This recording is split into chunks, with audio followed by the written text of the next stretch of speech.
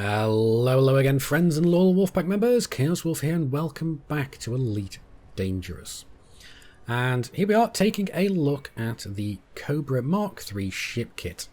Now, this is one of the older ship kits. It was introduced with the Eagle and the Sidewinder, so it's going to be one of the more rarely used ship kits. I imagine the Vulture ship kit and the Asp ship kit, which were the newest two, are going to be used a lot more often because those we see a lot more of those ships than we do the Sidewinder and the Eagle especially. Not quite so much the Cobra. This is going to be like the mid-range ship because a lot of people use the Cobra because it's a very, very popular ship.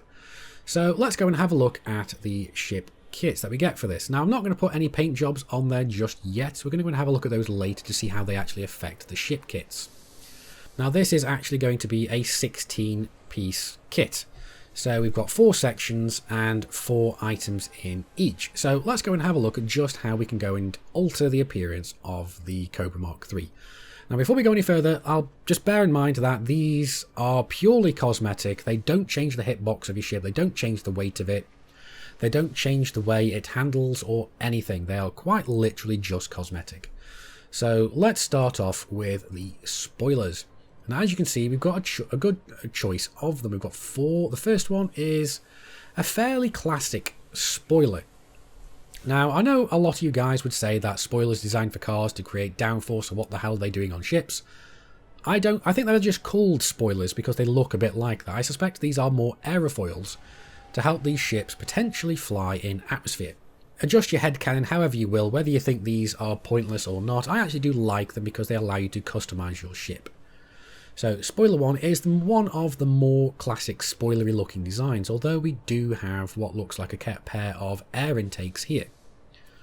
Moving over to number 2, this is, again, looks like a pair of little aerofoils at the top to help keep up the lift, as well as some kind of stabilizing fins. Number 3 is purely just stabilizing fins. That's all it is. There's 4 of them, so that's not too bad. The number 4, though, is another kind of spoilery thing. Now, between all of these, I actually like either spoiler 3 to 1. 1 a little bit less so, because it kind of reminds me of Boy Racers. Not the biggest fan of it. Number 2 is okay, but number 3, I do like that one quite well. So what we're going to go and do is we're going to put number 3 spoiler on there. And we're going to move on to the wings. So onto the wings, we get a few additional side pieces to it. We get basically just a little extension to the wings. So I imagine this will just help make the ship a little bit more aerodynamic in atmosphere, because it's literally just a flying semicircle, technically. So yeah, that adds a little bit more aerodynamic to it. We've got this one here, which is another little wing. This is basically what looks like another stabilizing wing, which is kind of interesting. More of a stabilizing fin than a wing. Now this one, number 3, is a mix between the two, and I suspect this is more designed to go with this one. So that kind of does look like it's specifically designed to make the ship operate more efficiently in atmosphere. Number 4 is just another bit of an extension. This looks more like it's just to extend the hull more than anything else. So it's, I don't know, it's just to make the ship look a bit more kind of weighty. And again, like I said, it doesn't affect the weight or anything of the ship, it just makes it look visually more weighty. But out of all of them, I actually do prefer wing 1. Wing 1, it's either wing 1 or wing 3. I'm going to go for wing 1. Next, we're going to move on to the tail. So this is the one of the additions that we don't usually have in not all of the packs. So we don't have this in the Eagle, and we don't have this on the Asp, I don't think. Not sure about the Sidewinder, I'll have to go back and check. But let's see, we've got again 4 choices here. We've got this one here, which adds another little wing off to the side, and I'm assuming this is to help basically stabilize this ship in atmosphere. So it looks more like a stability fin than anything else, because it helps to kind of create counterbalance at the back with the wind pressure coming over, because this ship is very front heavy. Again, the same for tail 2, tail 3. I do actually like tail 3 because it's more of an all-encompassing thing all over. or tail 4. Now tail 4 is a bit of an interesting one because it looks like it's less so designed for the weight. It looks more like it's designed to armor it and try and make it a bit more maneuverable potentially. Now out of all these, I actually do like tail 3 because it makes the ship look a little bit more like a Cobra 4, although it performs a lot better. So what am I going to go for? I think I'm actually going to go for number 3 because I do like that one. So let's have a look from the front, because as you can see we've got a little fin there, so it kind of works really well with the stability fins there, the extra weight on the side, and the tiny little fin there.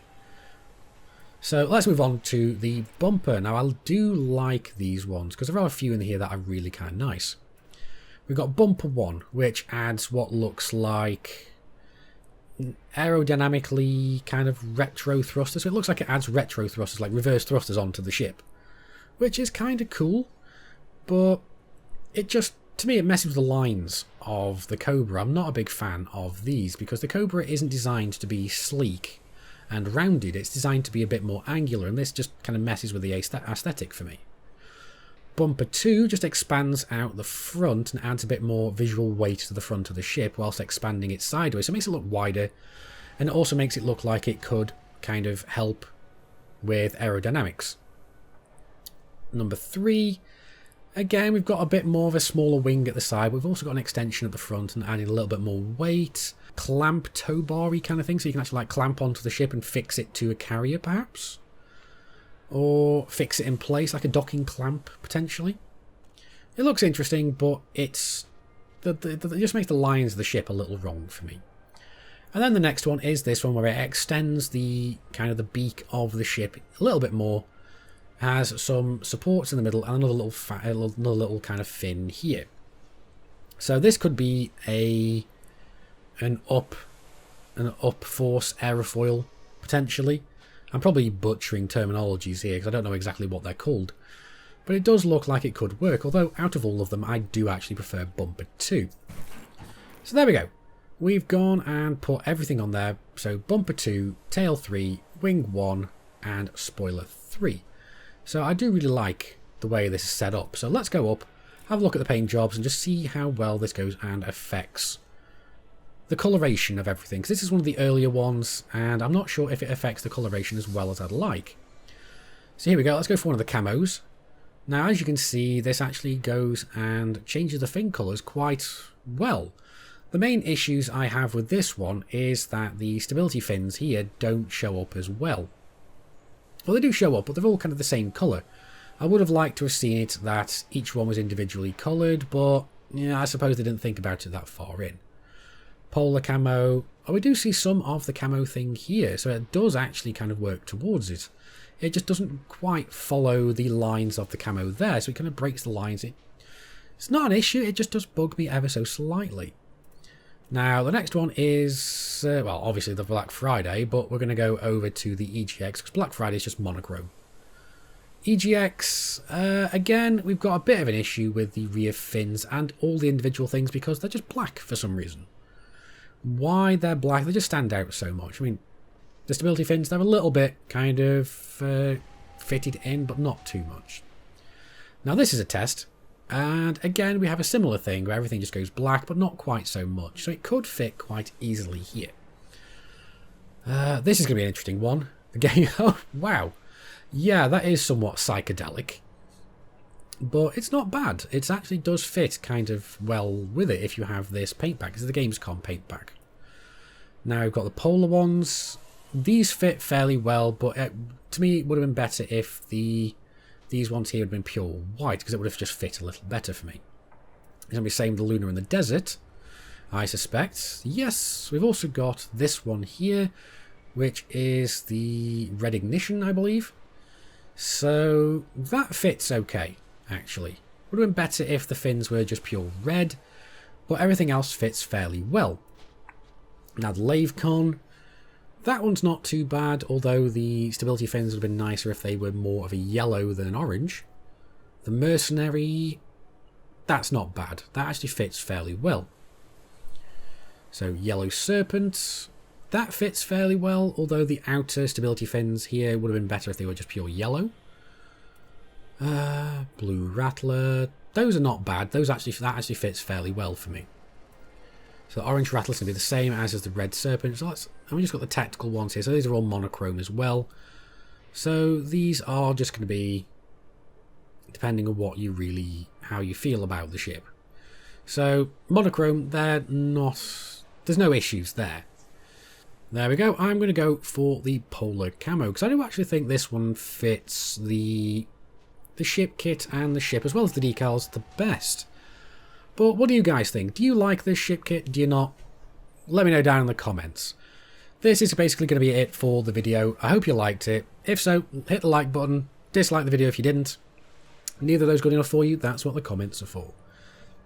You can also go and support me on Patreon if you so desire. The link should be appearing in the top right. But I've been Commander Chaos Wolf. You guys have been epic. I will see you soon. And until next time, Commanders, keep flying and stay shiny.